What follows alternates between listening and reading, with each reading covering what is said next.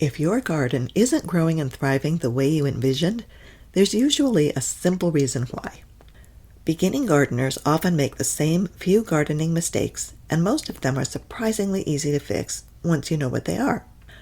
On today's episode of Homegrown, we're talking about 4 of the most common beginning gardener mistakes and how to avoid them so your garden can grow healthier and more productive this season. Let's dig in.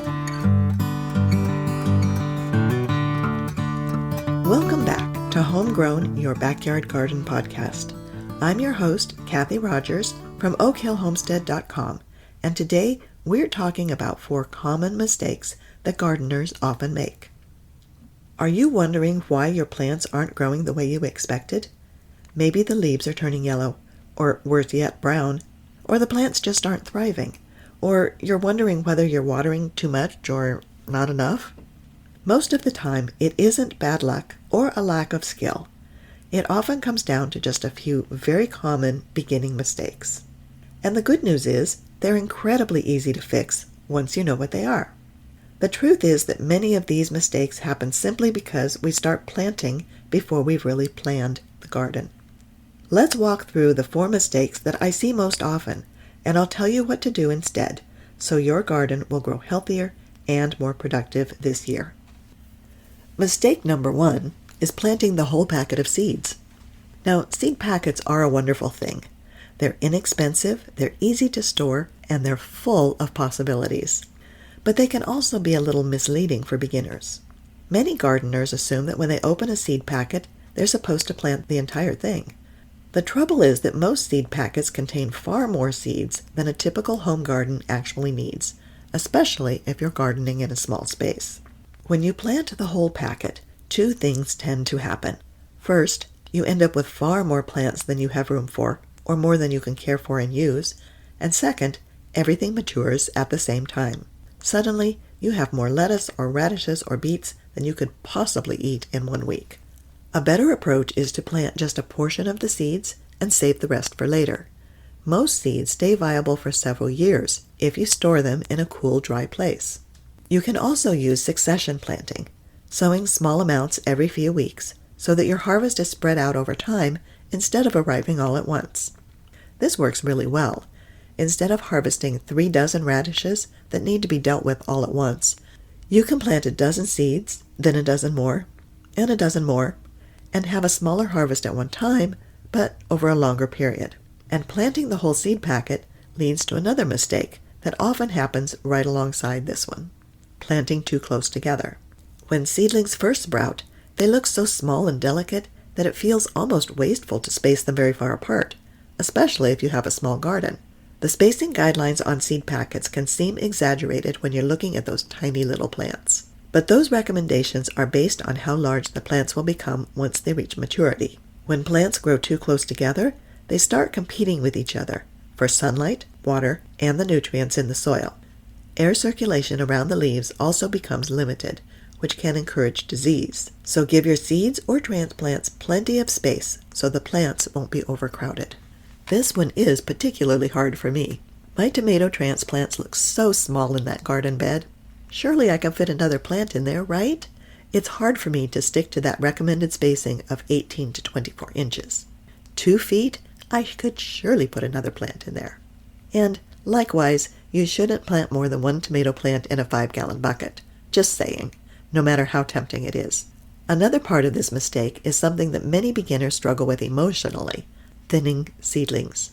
When several seedlings sprout in the same spot, the strongest plant needs room to grow, and that means removing the extra ones. A packet of carrot seeds, for instance, assumes that you'll plant all the seeds at once. Then you're supposed to thin the seedlings so that only 1 of 3 remains. My opinion is, why plant all the seeds if you're going to pull up 2 of every 3 that you plant?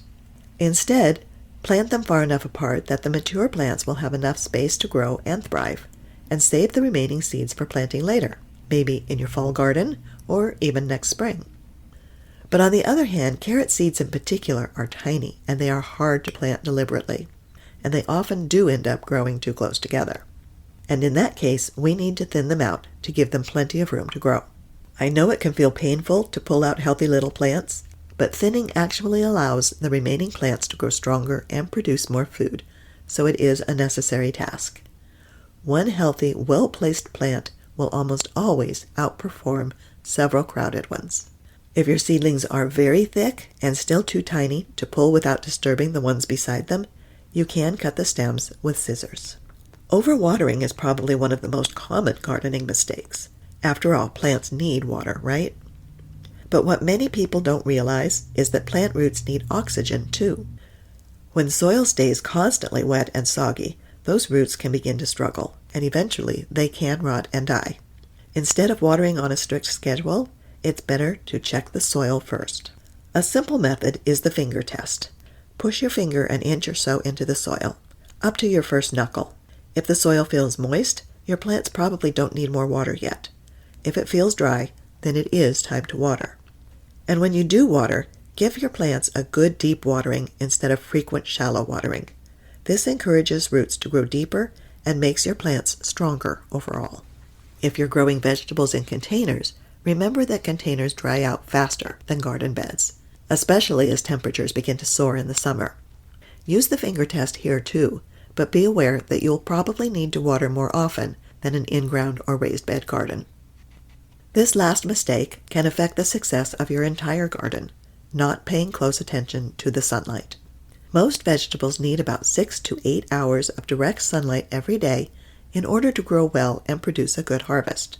But many beginners place their garden wherever there happens to be enough open space, without really observing how much sun that area receives throughout the day.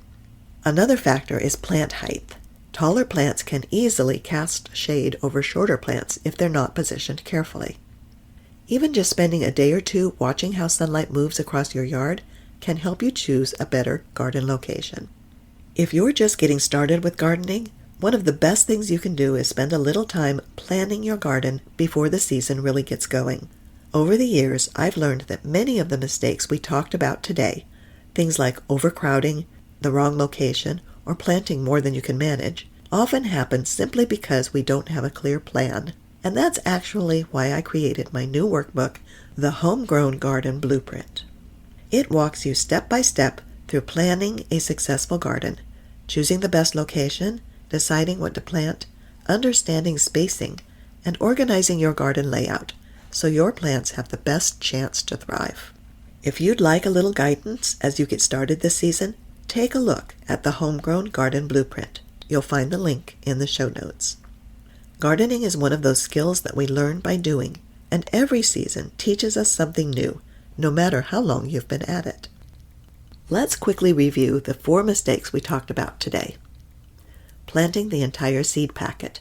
Instead, plant just what you need, or use succession planting so you don't end up with 3 dozen radishes all at once. Planting too close together. Remember, those plants will grow bigger, sometimes much bigger, and need room for good airflow. Overwatering, so check the soil about an inch deep before you decide to water. And ignoring sunlight requirements. Make sure your vegetables are getting plenty of sun. Thank you for hanging out in the garden with me today. I hope this episode has encouraged you to spend a little time planning your garden and make a few small changes that will help your plants grow stronger this season. For more planning tips, check out my Homegrown Garden Blueprint.